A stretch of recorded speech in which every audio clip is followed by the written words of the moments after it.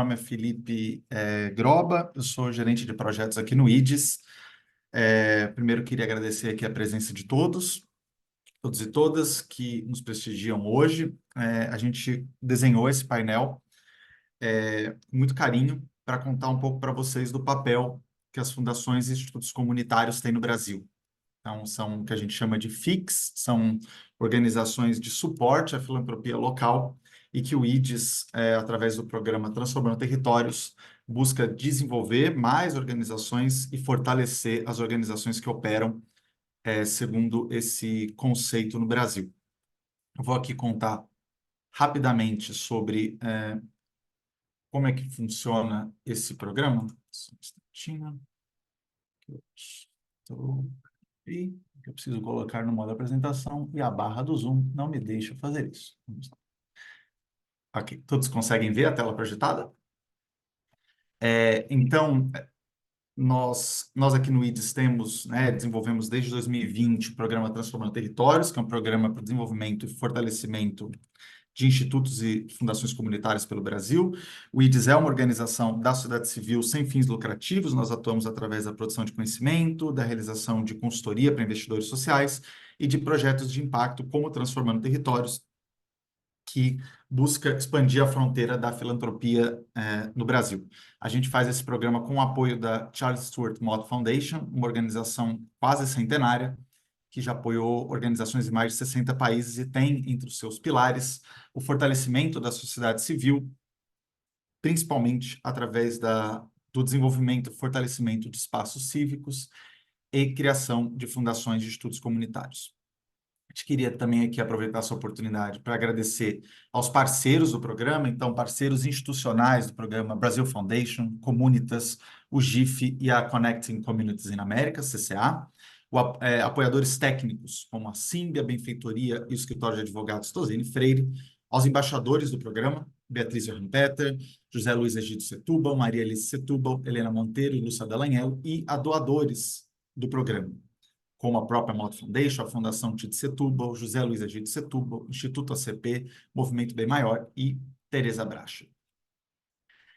Aqui, para a gente estar todo mundo na mesma página, sobre a que se refere uma FIC, ou uma Fundação Instituto Comunitário. A FIC são organizações que atuam como estruturas ponte articuladoras da filantropia local. Então, ela cumpre esse papel central num determinado território, que pode ser um município, uma região metropolitana, um estado, ou até mesmo um bairro, captando doações e recursos de diferentes fontes, seja de indivíduos, empresas, e fazendo o apoio financeiro e a capacitação de organizações e iniciativas da sociedade civil. Portanto, uma organização captadora e doadora que faz o fortalecimento das organizações e iniciativas da sociedade civil nesse determinado território. A ideia é de que cada uma dessas FICs tenha um amplo diagnóstico de potencialidades e necessidades do território e que, com isso, ela consiga fazer essa interlocução qualificada, não só com doadores, mas também com o poder público e com a sociedade civil. No nosso programa, que a gente tirou aqui uma foto de 2024 do programa, temos 17 organizações participando, em 10 diferentes estados, e aqui nesse painel nós convidamos, temos aqui organizações de 3 diferentes estados. Temos a Karine Rui, diretora da Fundação Gerações, que atua no Rio Grande do Sul, especialmente na região metropolitana de Porto Alegre, a Associação Nossa Cidade, representada aqui pelo Eduardo Settling, da região metropolitana de Belo Horizonte, e o Carlos Jorge de Alagoas, do estado de Alagoas. Eu vou passar a palavra brevemente para eles, para que se apresentem, deixando uma pergunta para cada um deles. Vou começar, como não podia ser diferente, com a Karine, para contar um pouco da atuação da Fundação Gerações através da criação do Fundo Porto de Todos, que foi lançado recentemente, e deixando aqui até um espaço para ela fazer uma convocatória a investidores sociais, pessoas, famílias, empresas, para que consigam colaborar com a linha emergencial que a Fundação Gerações criou dentro do Fundo Porto de Todos para atender essa calamidade social e ambiental que acomete o Rio Grande do Sul. Até o exato momento, quase 70% dos municípios gaúchos foram decretados em estado de calamidade. Então, uma situação de fato inédita, sem precedentes, e queria aqui abrir espaço para a Karine contar um pouco da Fundação Gerações, o Fundo Porto de Todos, e como é que a gente está aqui no calor do momento, né? Mas para contar um pouco sobre essa atuação emergencial da Fundação Gerações. Karine, deixa a palavra com você.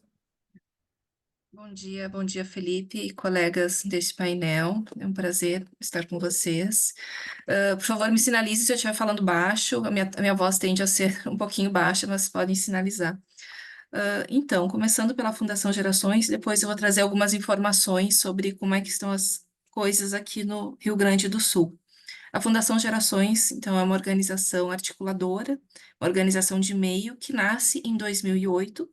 Debutamos, completamos 15 anos o ano passado, e na ocasião, né, desse aniversário especial, lançamos o nosso fundo comunitário, que é o primeiro fundo comunitário do Rio Grande do Sul, Fundo Comunitário Porto de Todos, resultado de todo o processo, né, de aprendizado no programa Transformando Territórios, que eu agradeço muito, a gente tem muito orgulho em participar, e também todas as redes e acessos que vocês nos propiciam, inclusive com os colegas, né, do programa TT que estão aqui.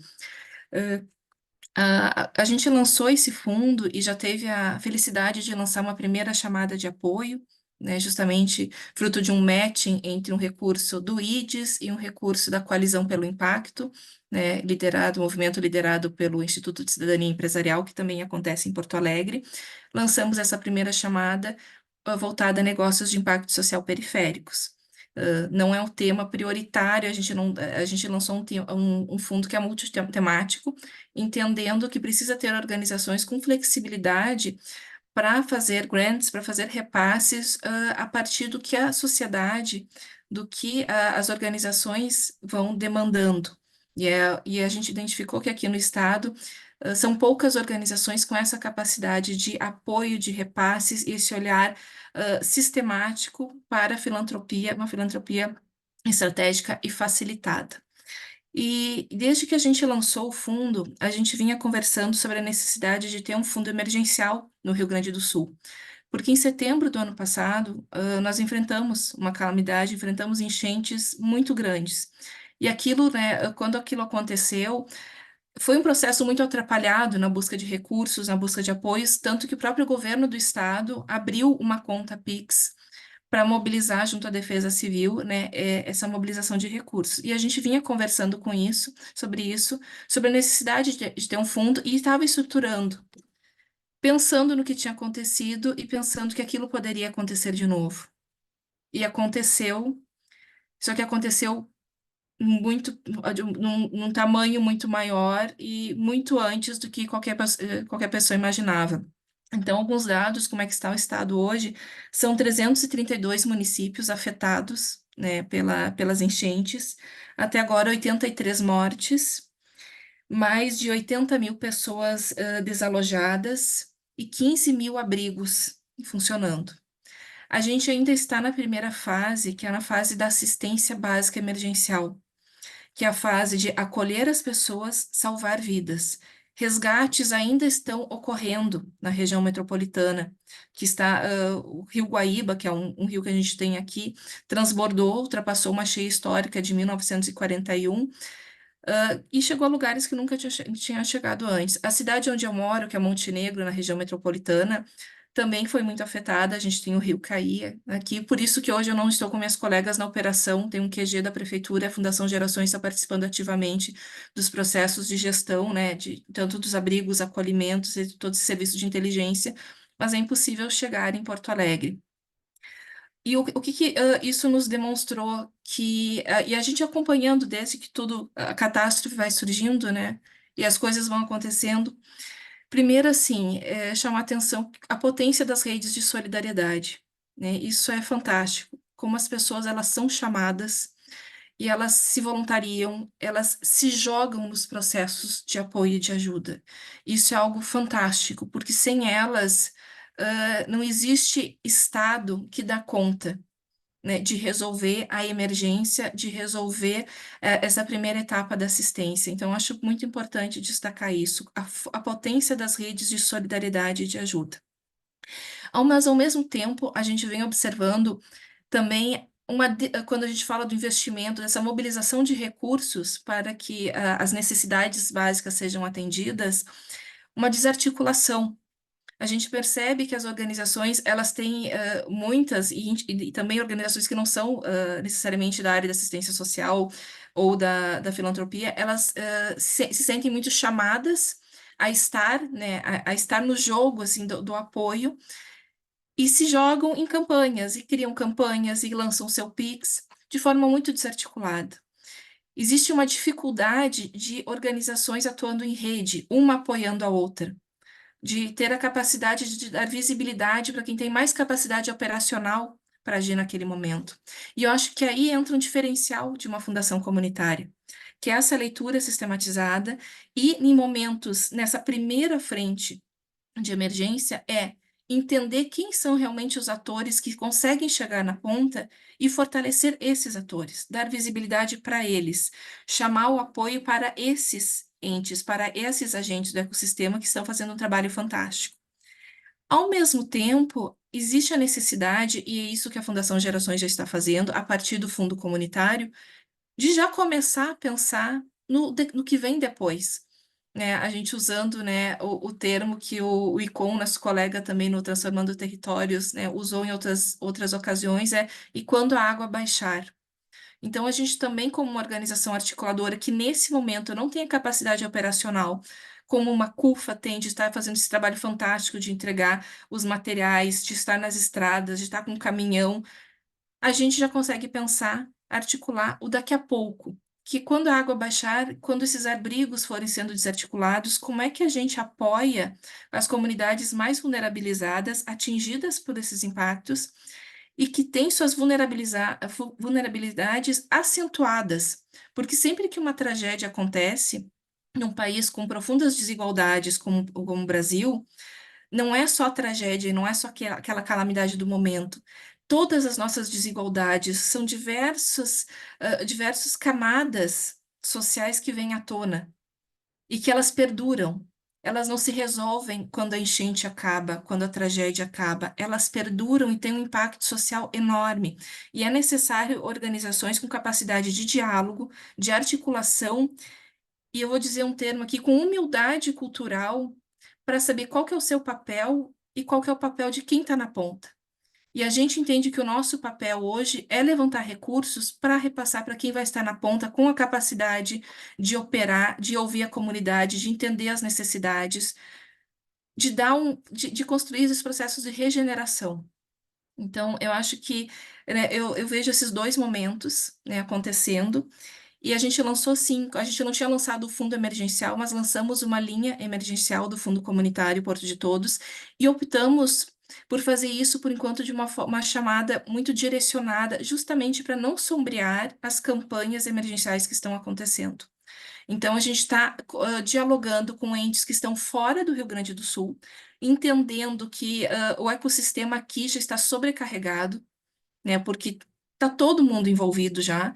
Então, falar com gente quem está fora e que está sensibilizado, que quer apoiar, entender que existe essa possibilidade de apoiar de forma mais contínua os processos que vão acontecer daqui 1, 2, 3 semanas.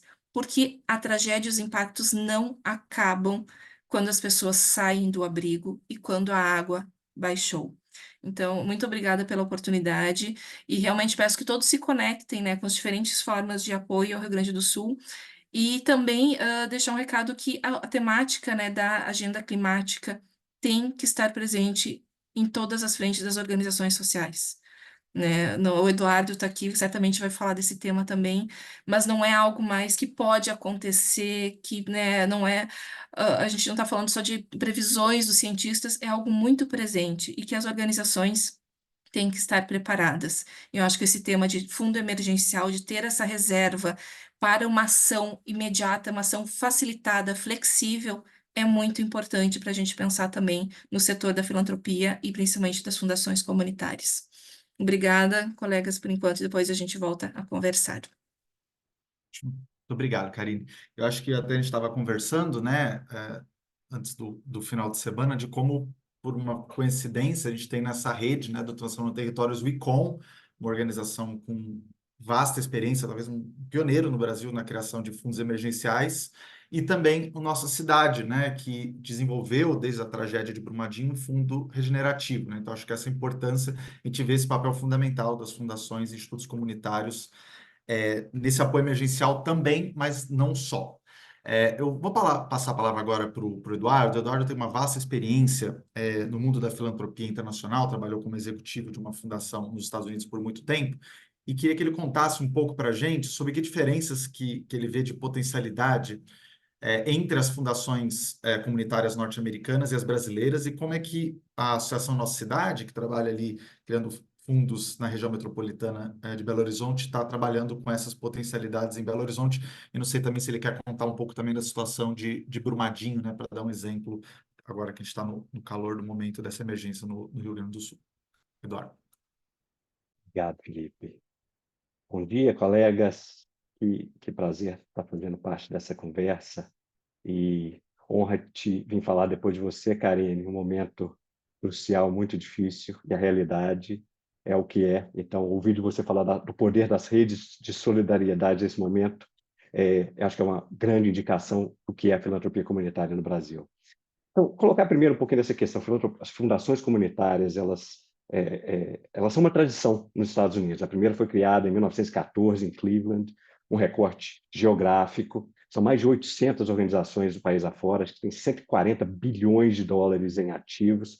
Tem fundação comunitária em cidade grande, tem fundação comunitária em cidade pequena, e, tradicionalmente, elas são criadas para conectar os doadores com as organizações e causas de relevância local.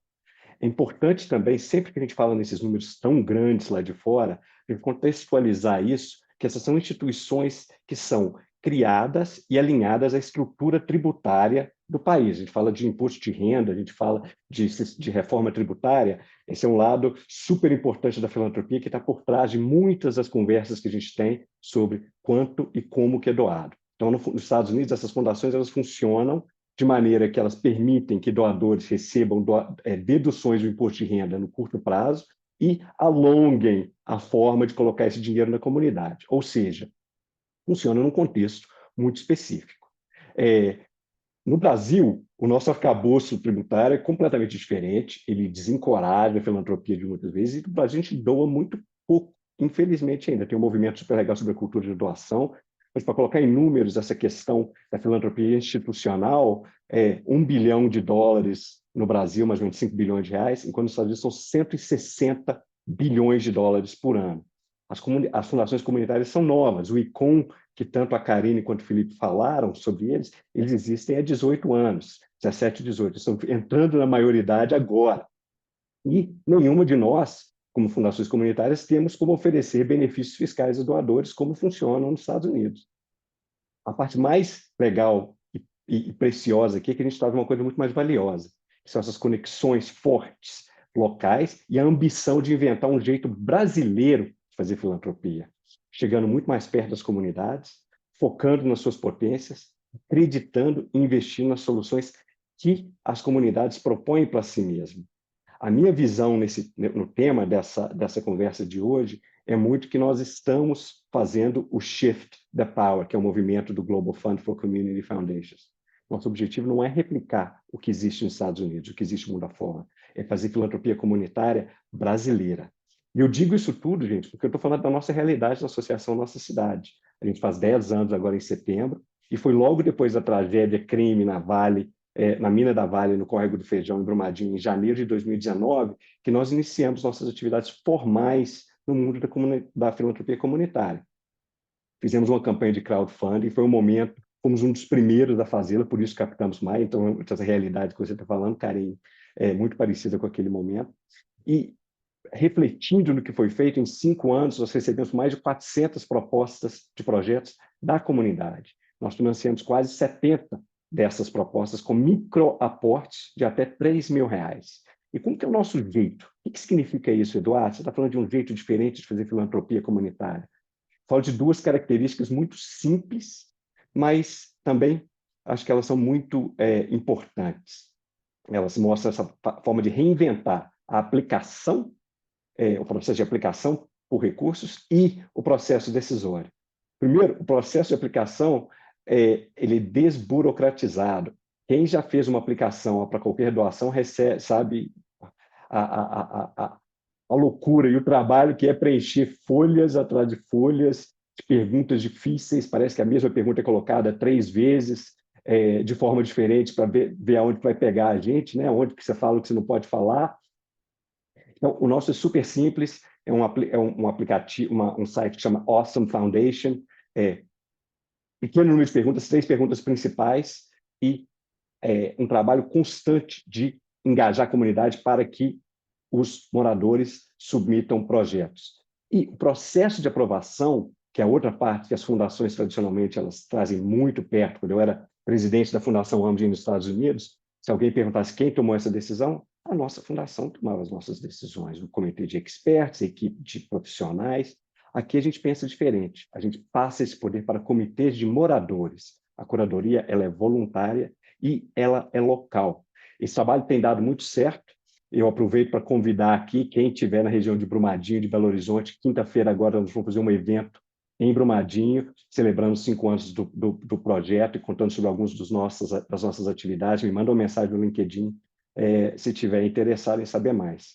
E essa experiência em Brumadinho que nos impulsiona a ter uma ambição similar para Belo Horizonte, sem o contexto da tragédia, mas com essa experiência e o apoio do Transformando Territórios, que o Felipe falou, junto com esse grupo de 17 organizações pensando e conversando lado a lado. Com o apoio institucional do IDES e da Morte Foundation, a gente lança o Fundo Regenerativo Grande Belo Horizonte. Nós tivemos as primeiras doações da semana passada, estamos super entusiasmados com as possibilidades adiante. Então, um momento de reflexão e muita ambição. Depois eu volto para você, Felipe. Bom, obrigado, Eduardo. Vou passar a palavra agora para o Carlos Jorge, da Mundaú Mundo, em Alagoas, né, com uma vasta experiência no setor social e até no setor público. Queria que a gente, normalmente nas fundações comunitárias americanas, né, existe um grande foco, e até mesmo nas canadenses, um grande foco no indivíduo. A gente imagina, né, os indivíduos vivem nessas comunidades e contribuem para essas comunidades. E às vezes também existe ali a participação de empresas como apoiadores. Um papel que a gente entendeu como muito importante e único da filantropia comunitária, das fundações comunitárias no Brasil, é essa interlocução com o poder público, né? A gente entende que isso é fundamental e acaba sendo um viabilizador de grande parte das parcerias e do impacto que se quer causar no território. Queria que o Jorge aqui agora contasse um pouco, né, como é que lá em Alagoas eles estão vendo não só essa relação com o poder público, que é algo muito único que eles estão desbravando lá, e também com os empreendedores sociais ali na região. Carlos, com você. Oi, pessoal, tudo bem? Bom dia. Primeiro agradecer aqui o carinho do convite, estou muito honrado e vamos lá, vamos para essa jornada aqui. Acho que, olhando um pouquinho para o nosso território, Alagoas, né, dos seus desafios sociais, hoje mais de 50% da nossa população aí, né, sofre de alguma forma em relação à pobreza, à desigualdade social, enfim, é um território ainda de tamanha vulnerabilidade, tragédia e trauma social. A gente vê o IDES, né, como essa esperança na parte de advocacy, na parte de gestão, de metodologia, de integração, de trabalho em rede, né? E quando a gente olha em meses de trabalho, a gente já consegue chegar aí, né, dentro de um mapeamento em 14 municípios, né, de forma integral, olhando um pouquinho para o mesmo tema, viabilizando de fato justiça social, vendo também, né, como cada um pode colaborar dentro do seu contexto local, porque muitas vezes quem está na capital é diferente de quem está na zona rural, quem está diferente muitas vezes no sertão, quem está é diferente quem está ali em outros territórios, e trabalhar, né, a metodologia de fundação comunitária realmente traz esse trabalho de integração, de trazer vários olhares, né, vários sentimentos, vários contextos, e ali colocar dentro de um plano para que a gente trace metas, indicadores e consiga, de certa forma, sobressair alguns traumas e algumas injustiças vividas aqui localmente. No nosso caso, a gente está sendo um pouquinho ousado, né, trazendo né, um pouquinho dos aprendizados do IDES aqui, também das experiências dos pares, porque a gente aprende muito também em rede, né, com as próprias fundações comunitárias hoje distribuídas pelo país. Então, de vez em quando, a gente pega um conselho de um, faz a ligação para o outro, aprende um pouquinho de lá, aprende um pouquinho de cá, e a gente coloca aqui, dentro do nosso contexto local, de como a gente pode, de certa forma, atrair, né, potenciais patrocinadores, investidores, influenciar muito, né, dentro daquilo que a gente está fazendo localmente. E um dos grandes parceiros, né, que a gente tem trazido para pertinho, né, foi o Ministério Público do Trabalho, né, que de certa forma olhou um pouquinho aqui para nós, né, olhou um pouquinho para a metodologia, olhou um pouquinho para a parte de advocacy também, né, porque ter o Ministério Público ali como parceiro, a gente também precisa melhorar muito nosso advocacy, ter muita transparência dentro do nosso processo, né, então a coisa é uma conquista ali, né, um dia de cada vez, e a gente consegue, de certa forma, integrar, né, o poder público também para os nossos temas, para o nosso planejamento, também para a nossa visão de longo prazo. E o Ministério Público, de certa forma, né, acho que não sei se vocês sabem, de vez em quando, né, tem ali um fundo, né, para poder, muitas vezes, aquela empresa que infelizmente ainda escraviza seus colaboradores, ou tem alguma questão trabalhista ali, né, que impacta, né, negativamente para a imagem daquela organização, o Ministério Público entra, né, de certa forma, para tentar corrigir, né, esse erro, e fica ali aquele fundo, né, da indenização dessas empresas que muitas vezes faz um trabalho tão desafiador, né, que ainda tentar escravizar colaboradores, e isso existe demais, infelizmente, aqui no Nordeste, aqui em Alagoas, e a gente tenta, de alguma forma, ser voz, né, levar um pouquinho da nossa indignação também para esse retrato humano que é tão contínuo ainda aqui no Nordeste. E aí eles pegam um pouquinho desse fundo, eles podem, né, utilizar ali para poder potencializar programas e projetos. Escolheu aqui em Alagoas a Mundo ao Mundo para liderar, né, programas na parte da economia solidária, na questão da geração de renda, para que a gente vença algum desses traumas. Claro que não é fácil, não é algo para um mês, nem 2 meses, mas a gente tenta, de alguma forma, ter uma esperança, né, com parceiros como o Ministério Público, que a gente consiga, de fato, resolver de forma a longo prazo esses desafios sociais e outros traumas que a gente tem vivido aqui em Alagoas. O nosso trabalho, né, tem sido um trabalho realmente também de socializar conhecimento. Eu acho que isso é muito relevante, né, em parceria com o IDES aqui. Você dividir conhecimento, eu acho que é a maior grandeza, né, de trabalhar como fundação comunitária, né? Aprender um pouquinho, ensina um pouquinho, né? Eu acho que a melhor forma da gente aprender é ensinando, e a gente consegue, de forma integral, de forma em rede, socializar, né? Exemplos, né, cases, pessoas que realmente tiveram bom êxito aí dentro da sua organização local, e a gente também, como fundação comunitária, fazer esse trabalho de socialização de conhecimento e potencializar ali esse trabalho em rede, trazer muitas boas ideias, muitos bons exemplos e cases reais, né, que consigam, de alguma forma, dar essa esperança e essa certeza que vale a pena ser uma FIC, que vale a pena estar dentro da metodologia, que vale a pena trabalhar em rede, e isso realmente dá uma confiança, né? Empodera, dá força para nós. Acho que o outro ponto nosso é também fortalecer os núcleos, né? Pequenos conselhos dentro dessas redes, né? Integrar a discussão também, trazê-los um pouquinho para perto de nós, né? Como fundação comunitária. Eu acho que isso é muito relevante, porque quebra qualquer nível de desconfiança, né? Então o discurso fica muito aberto, fica simples e transparente.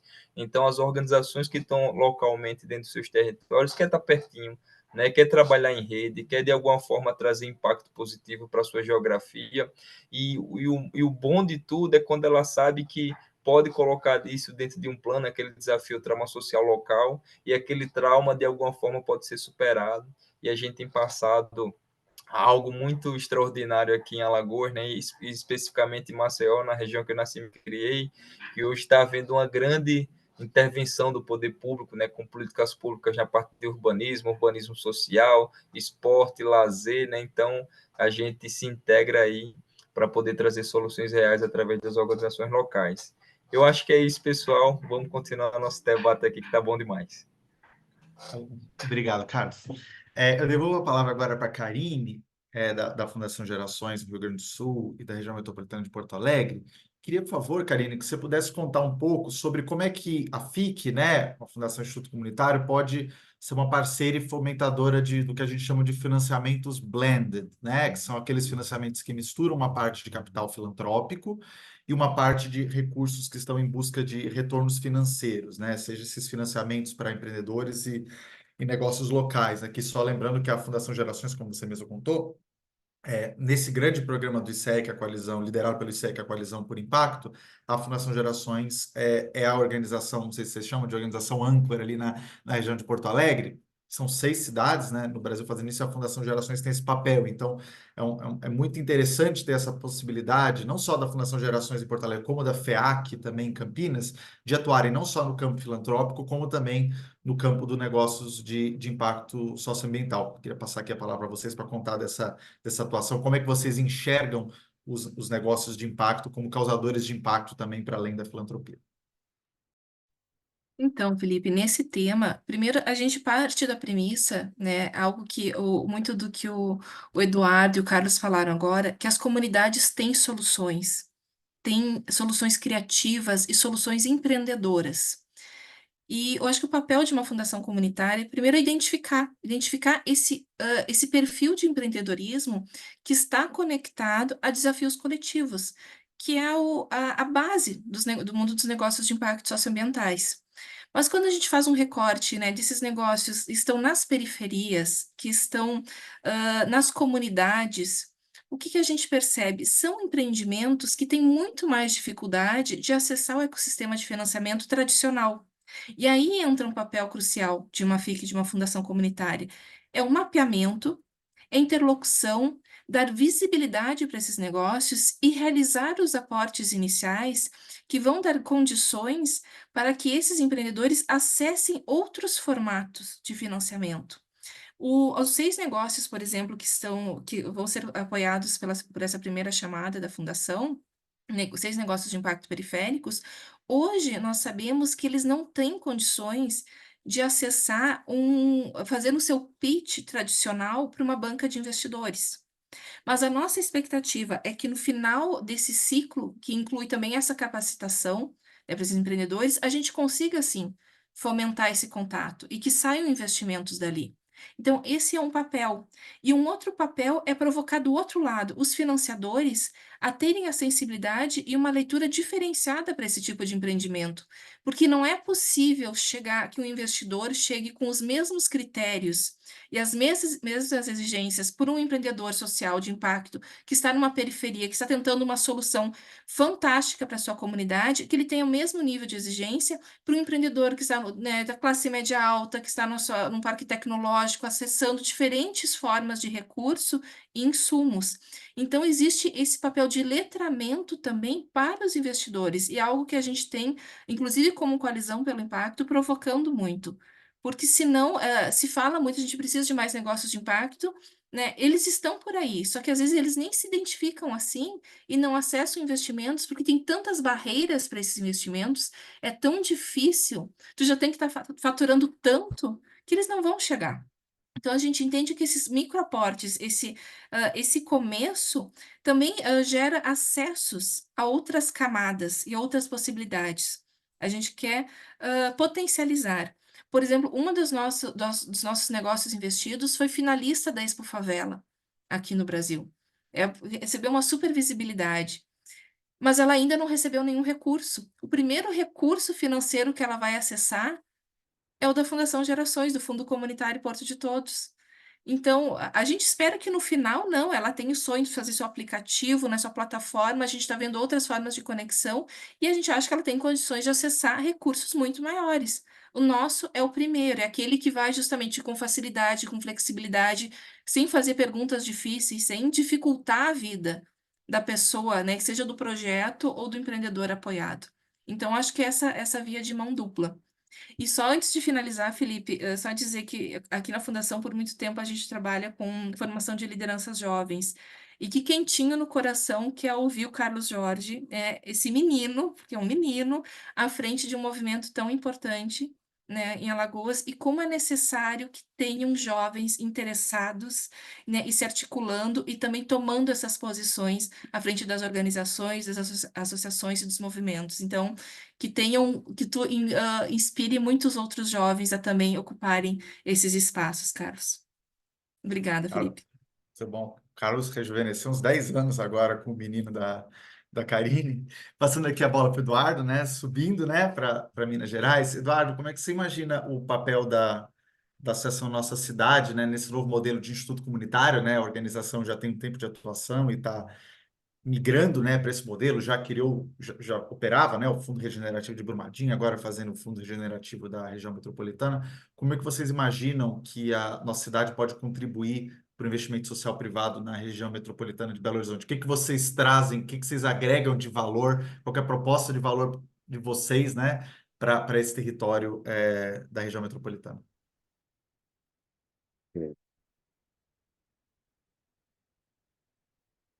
Vou destacar duas contribuições, eu acho que são as principais. A primeira é que, através do Fundo Regenerativo do Grande Belo Horizonte, nós vamos criar evidências concretas do poder das comunidades de serem agentes de mudanças, para as mudanças que elas querem para si. Ou seja, a ambição maior é de realmente de influenciar o modelo filantrópico mundial e ser um exemplo de uma alternativa de como doar.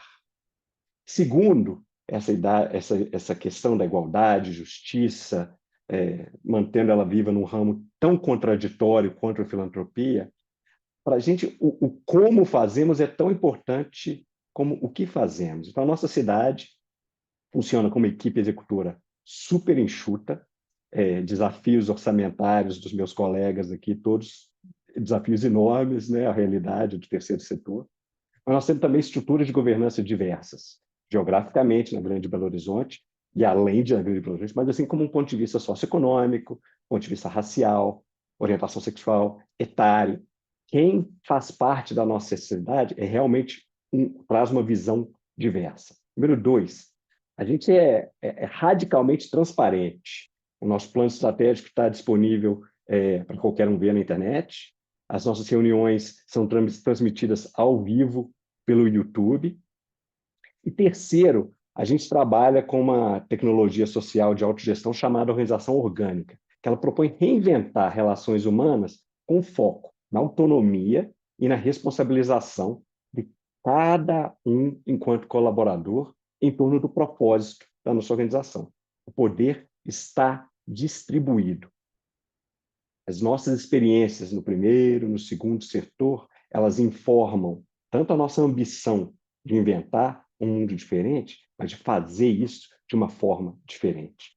Em resumo, então, Felipe, a gente tem o desafio de ser, ao mesmo tempo, né, de um lado sonhador e idealista, mas também pragmático e testar o limite do que é possível fazer.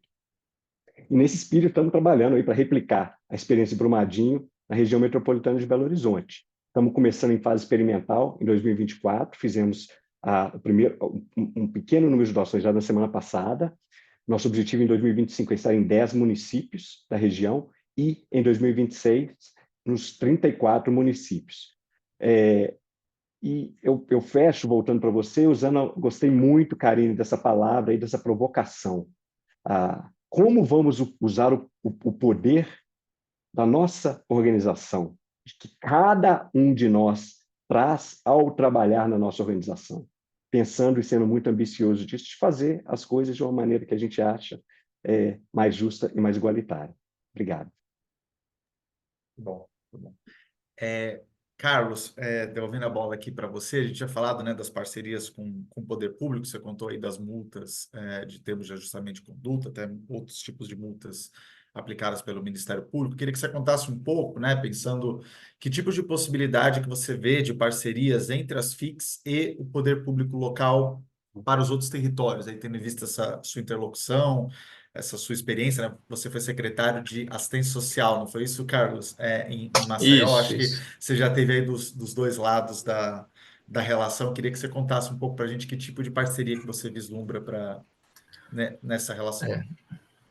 Acho que o primeiro ponto é que nós FICs precisamos ter uma resiliência enorme para trabalhar com o poder público, né? Então a gente precisa estar muito pronto assim para quebrar alguns paradigmas aí, né? E realmente na teimosia, como a gente chama aqui no Nordeste, né? Muitas vezes vencer alguns desafios. Eu acho que o nosso ponto aqui é ampliar, né, essa autoridade, né, que a FIC se torna, né, como instituição, como organização, e usar dessa influência institucional para que, de fato, a gente tenha uma gigante entrega real. Eu acho que isso nos dá essa autoridade de acessar, muitas vezes, o poder público e tentar, de alguma forma, fechar algumas parcerias. No nosso caso aqui, a experiência no poder público me abriu um pouquinho os olhos, né? Então, assim, eu conheço internamente o quão existe possibilidades, né? Muitas vezes o fundo da criança e do adolescente, o fundo do idoso, muitas vezes tem uma emenda cidadã que você pode ali fazer um planinho de trabalho, muitas vezes um convênio, né, diretamente. Eu acho que o maior desafio nosso como FIC é o conhecimento, né? De traçar um pouquinho esse dia a dia para conhecer um pouquinho as possibilidades e a viabilidade dessa parceria. Porque o resto é pura resiliência, assim. A gente vai ter que ter um pouquinho de insistência ali para muitas vezes a gente acessar essas possibilidades.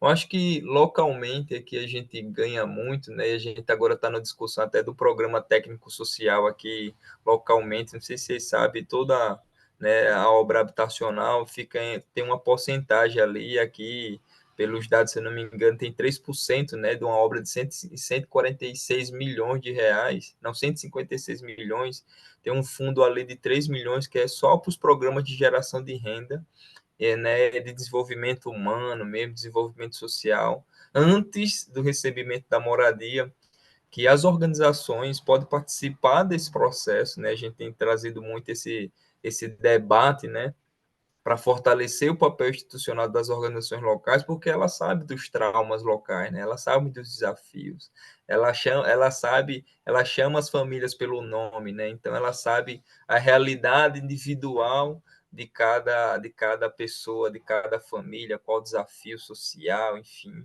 E eu acho que esse trabalho em rede, de integrar através da FIC, né, essas organizações, isso fortalece uma governança que de fato nos dá esperança que daqui a alguns anos a gente vai de fato superar alguns traumas, né, territoriais e locais.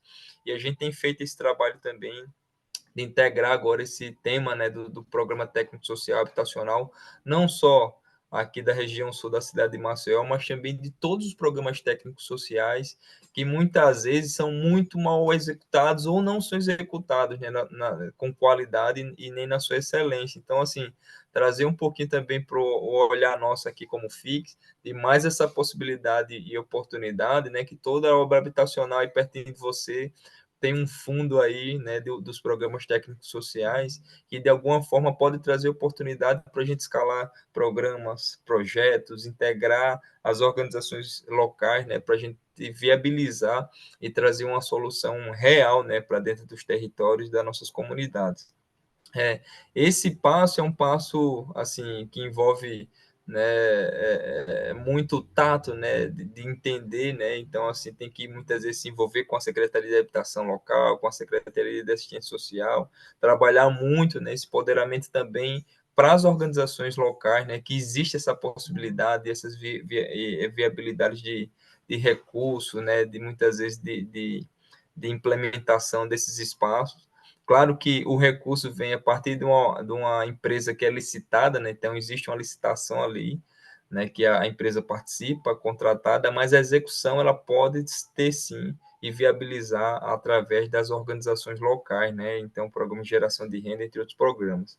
No nosso caso também, a gente amplia um pouquinho o debate, né, sobre a tragédia da Braskem, né, que é um trauma também nosso desafiador, né, hoje é a maior tragédia em território urbano no mundo, né, então, assim, não existe outro igual, né, então a gente tirou ali 60 mil famílias de 5 bairros e colocou elas não sabemos onde, então isso afeta, né, até a gestão, né, de onde estão essas famílias. Então, tem questões socioemocionais nesse processo, que aí, recentemente, o ano passado, foi feito um acordo, né, de 1,7 bilhão de reais em relação a essa tragédia local aqui, e também que a gente se integrou dentro de um conselho para poder discutir como a gente, né, local aqui como FIC, mas também fazer essa interlocução e trazer outras organizações para o tema, as outras lideranças, enfim, e também pedir um pouquinho de transparência para onde esses recursos estão indo. Então, a gente hoje também está integrando, né,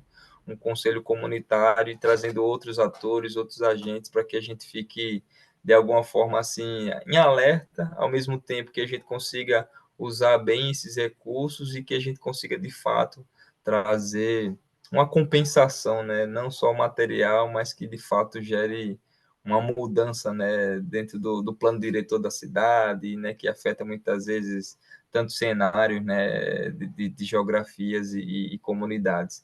Enfim, é isso. Bom, legal. Acho que esse é um papel que a gente tem percebido cada vez mais para as FICs no Brasil, né? Como o Eduardo tinha comentado, as FICs, pega a de Cleveland, por exemplo, que já tem mais de 100 anos, a maioria das americanas tem mais de 50 anos de vida, elas são organizações da sociedade civil independentes e que têm uma das bases, né? Um dos porquês elas são independentes é porque a ideia é que elas sejam perenes. Perenes e que tragam essa legitimidade local. Então, a gente entende que existe um papel primordial das FICs no Brasil, justamente por serem independentes e perenes, de cobrarem a transparência do setor público no uso dos recursos, né? E acho que nesse sentido fica até uma dica de uma publicação gratuita que tem, inclusive no site do IDES, uma tradução que o IDES fez do livro sobre filantropização através da privatização, do professor Lester Solomon. E aqui alguns casos muito interessantes, né, de como é que as FICs exercem um papel fundamental na relação com o poder público. Acho que tem um caso muito interessante do ICOM, ali na Grande Florianópolis, nessa articulação dos fundos de criança e adolescente, por exemplo, ajudando, né, o poder público local a gerir esses recursos, ou até mesmo participando dos conselhos. Acho que um caso muito interessante, podem procurar, da FEAV, do Fórum de Entidades Assistenciais de Valinhos, que logrou ali uma emenda coletiva para o setor social local, e até mesmo, um exemplo aí no Rio de Janeiro, da Redes da Maré, de todo o trabalho que a Redes da Maré tem feito nos últimos anos, para aumentar a densidade de equipamentos públicos, especialmente ligados à área de educação no território. Então, isso de ser visto como organização independente dá legitimidade para ficar ali próximo do poder público, seja para falar dos fundos de direitos, para articular o repasse e a maior transparência dos fundos de direitos difusos e tudo mais. Eu queria passar aqui, a gente está no finalzinho da nossa conversa, para as considerações finais de cada um dos três panelistas, para que eles contem, né, quais são os desafios que eles estão enfrentando nos seus territórios, até fazer um chamamento aqui para um maior engajamento da sociedade civil, de empresas e de outras organizações, para apoiá-los, né, nesse trabalho de fortalecimento local. Passar primeiro aqui a bola para a Karine, para as considerações finais e para contar um pouco desses desafios. Então, Felipe, os nossos desafios hoje, como fundo comunitário, com o Fundo Porto de Todos, são os desafios dos novatos, quando a gente lança algo novo dentro de um ecossistema. Então, tem sido o desafio didático, primeiro, de explicar muito o que é um fundo comunitário, como opera, e também um desafio em termos de cultura da confiança, algo que o nosso colega Hermes, né, trabalha muito bem. Porque num fundo comunitário, a gente está pedindo o engajamento de diferentes atores da sociedade, sem dizer exatamente o que vai ser feito naquele momento, porque envolve processos de escuta, envolve governança colegiada, como o Eduardo falou, envolve diagnóstico, envolve essa mudança que o que vai acontecendo requer.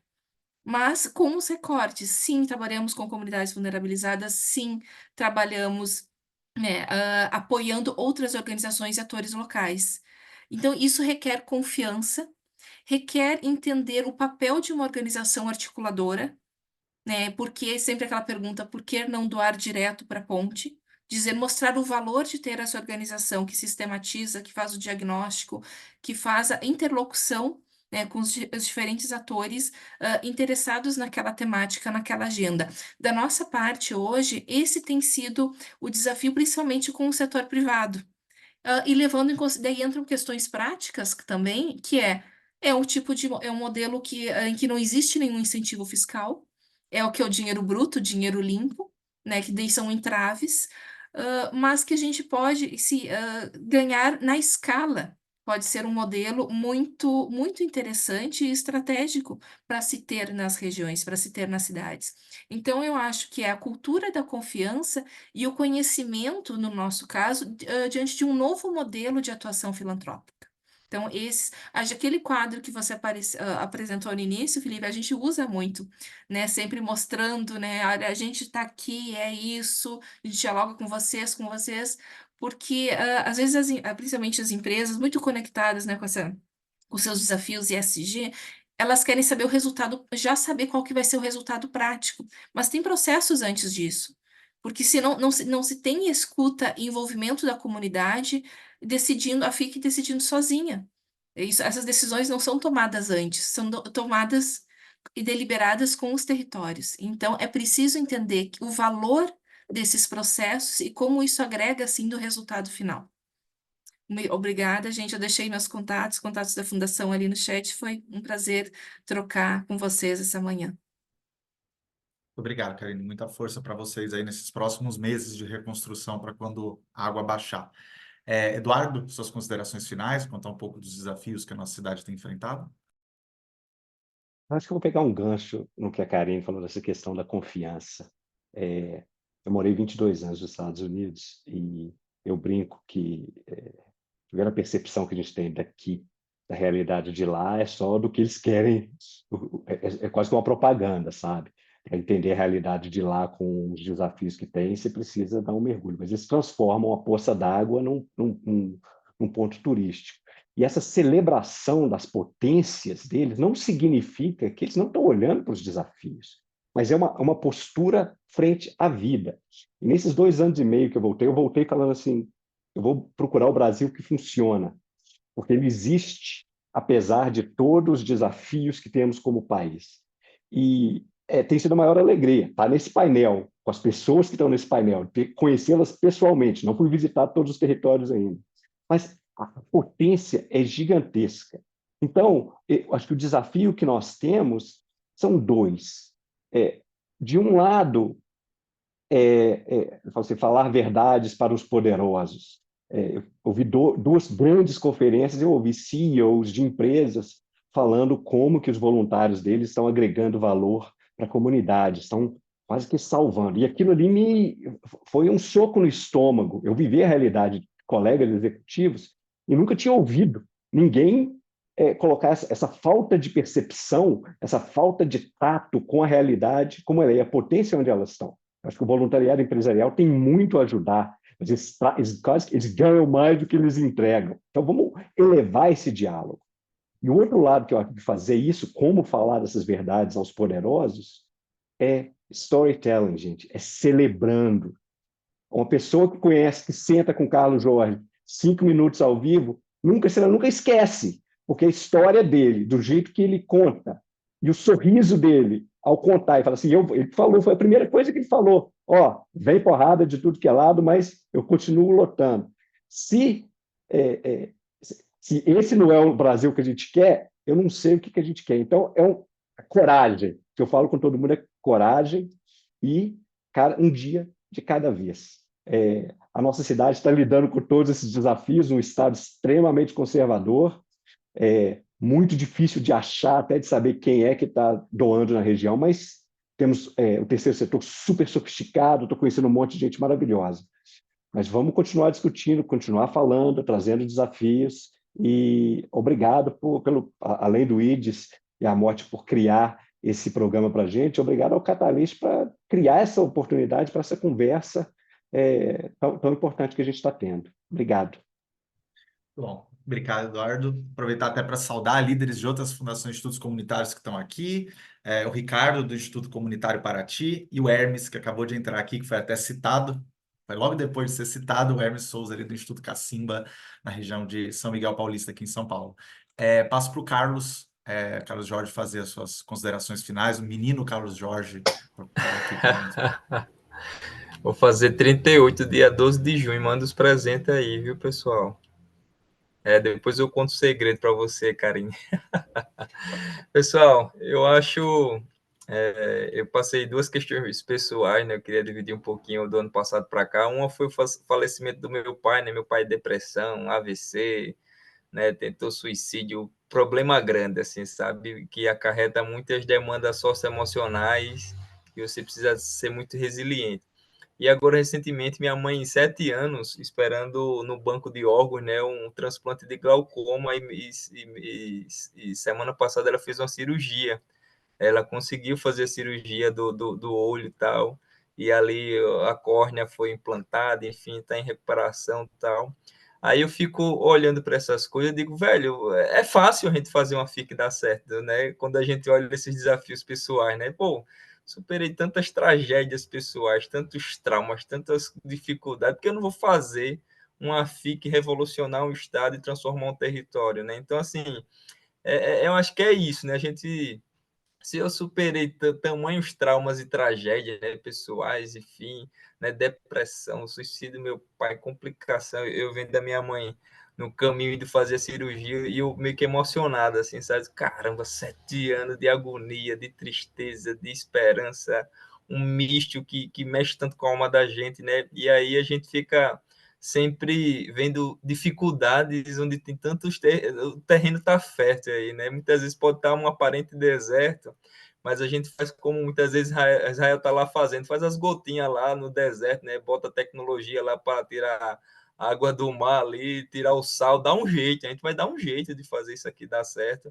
Eu acho que esse é o nosso papel aqui, né? Como FIC, como líder, né? Desse processo em rede aqui. Eu acho que a gente tem tudo para fazer isso aqui superar qualquer expectativa, né? Sei que alguns, né, dentro desse processo recebem uma carga maior, né? O Felipe está aqui junto com a gente todo dia, nos incentivando, nos orientando. A Willa, né, que não podemos esquecer desse legado também da Willa aqui, que passou por todos nós, com todo o carinho do mundo. Aí chega a Joyce também aqui, né? A Inês também aqui tá, né, com esse carinho, abrindo essa porta aqui para nós. Então, assim, acho que cada um de nós aqui tem um papel desafiador, é um diário difícil, muitas vezes não tem o dinheiro que a gente quer, mas também a gente é eficiente, a gente sabe fazer o extraordinário com nada, né? Então, assim, é isso. Acho que a gente vai fazer isso aqui dar certo, vai explodir, vamos impactar. Se o poder público quiser, massa. Se não quiser, também a gente vai fazer do mesmo jeito. Vamos trabalhar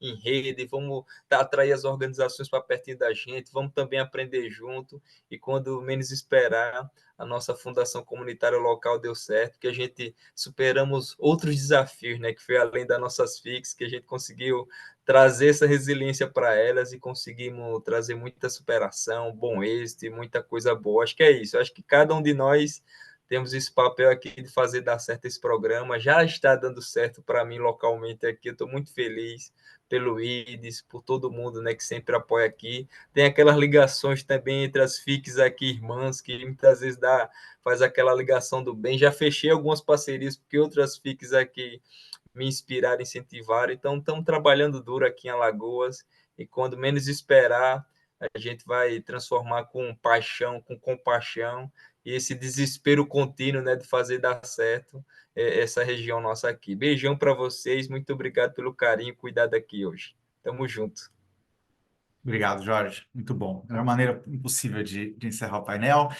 Pessoal, então queria agradecer a presença de todos vocês, convidar vocês a, caso queiram conhecer cada uma das organizações, existe o site, dentro do site do IDES, ou mesmo colocando direto, transformando territórios sem acento.org.br. Lá vocês encontram um pouco algumas publicações, alguns materiais, alguns vídeos apresentando as organizações. E caso tenha alguma dúvida, queiram se engajar com o programa, entrar em contato com o IDES, territórios@ides.org.br.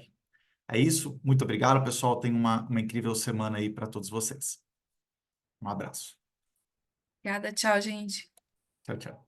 Obrigada.